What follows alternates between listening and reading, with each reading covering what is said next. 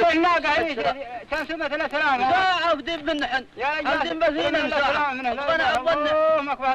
حج سلامك انت سلمكم الشر رب الناقة سلمك. If a man was bitten by a snake, he either lived or died. There wasn't very much they could do about it.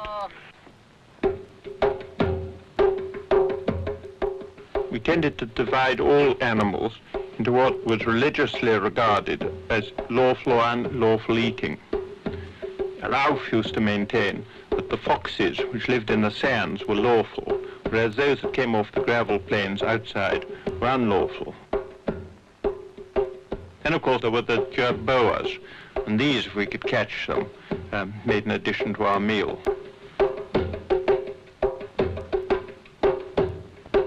Scorpions, of course, weren't. One night, I got stung twice by one, once in the neck and again in the hands. I put it up instinctively. It was less painful than years before when I was in Abyssinia, and I put one on inside my shorts. Lizards, on the other hand, were regarded as an acceptable addition to the diet. We used to spend quite a lot of time chasing them, trying to catch them. It's extraordinary what you'll eat if you're really hungry. Even when the Bedou is settled down and are preparing to eat, if they see a stranger, they make him welcome. Once he's identified himself by throwing up sand into the air. You always treat a man in the distance as hostile.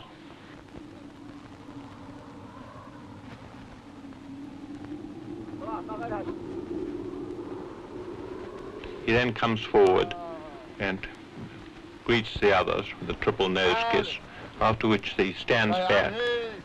You then ask him, what is the news? Whatever it is, he answers, the news is good.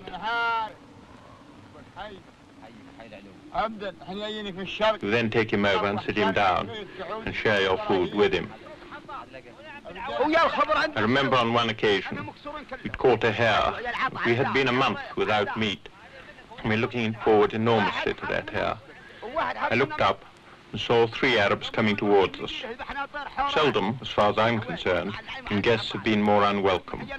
According to Bedou custom, we fed them on our hare. I felt perfectly murderous. But the others seemed to find the pleasure of their company an adequate compensation for their lost meal.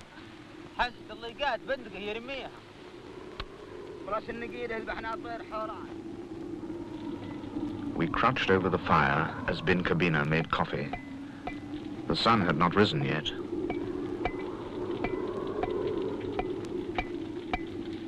The chill wind whispered among the shadowy dunes and fingered us through our clothes and through the blankets which we wrapped about us.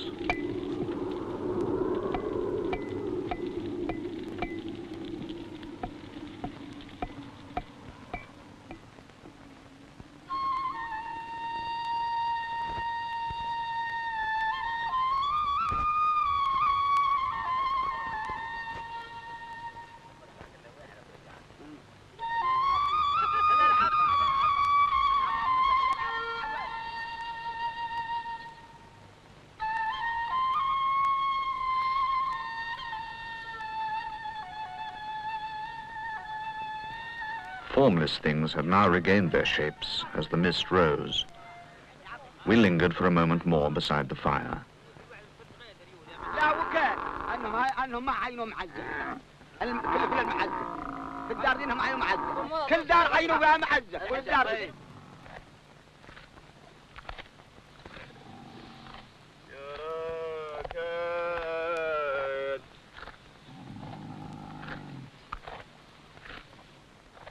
And then Alauf said, "Come."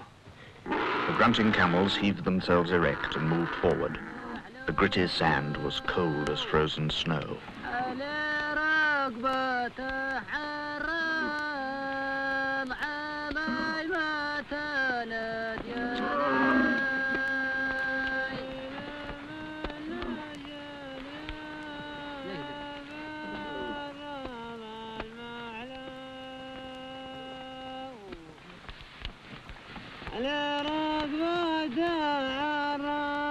I stopped and watched the others, figures moving imperceptibly across Arabia. they could go on and on, I thought, until at last they come to Syria or Transjordan, and they would probably not pass a village or even a palm tree. And yet it is as far from here to Damascus as it is from the southern tip of India to the Himalayas. الله أكبر أشهد أن لا إله إلا الله أشهد أن لا إله إلا الله أهلا عنا شريكنا من فرح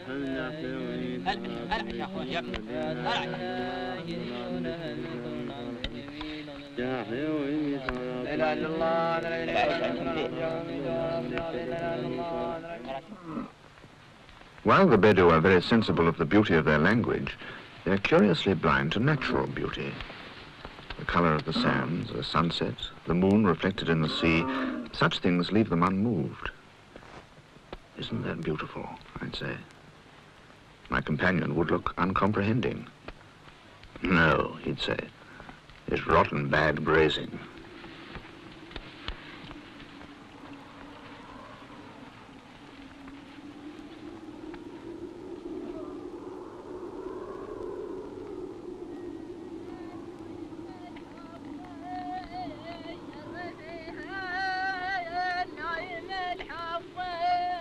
Camels get very attached to their owners.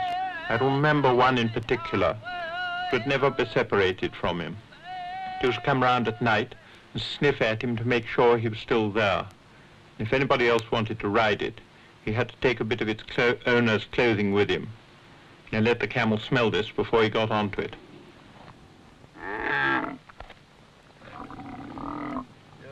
It was very still with the silence we have driven from our world. I was reminded of what I'd often heard the Bedou say. It was only in the desert that a man could find freedom. Yet in the pitiless light of day, we were as insignificant as the beetles I watched laboring across the sands.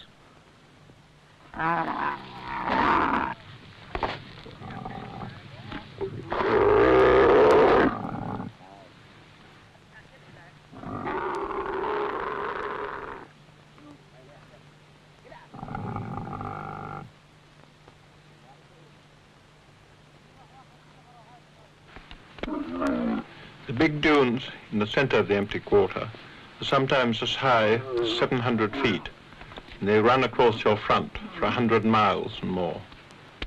If you are tackling them from the steep side, that's to say the sheltered side, you need a very skillful guide to find your way up them.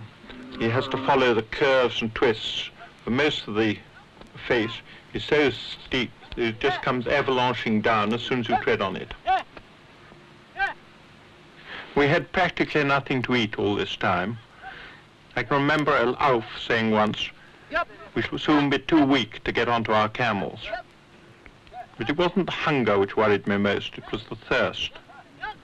We were rationed down to 1 pint of water a day, which we had at sunset. It was bitter, beastly stuff. But all the same, and I used to find myself longing through the day for the drink in the evening. 24 hours is a very long time to go without a drink. We used to start in the morning and conversation died away. We just went on and on, the sun beating down on us until it was time to stop.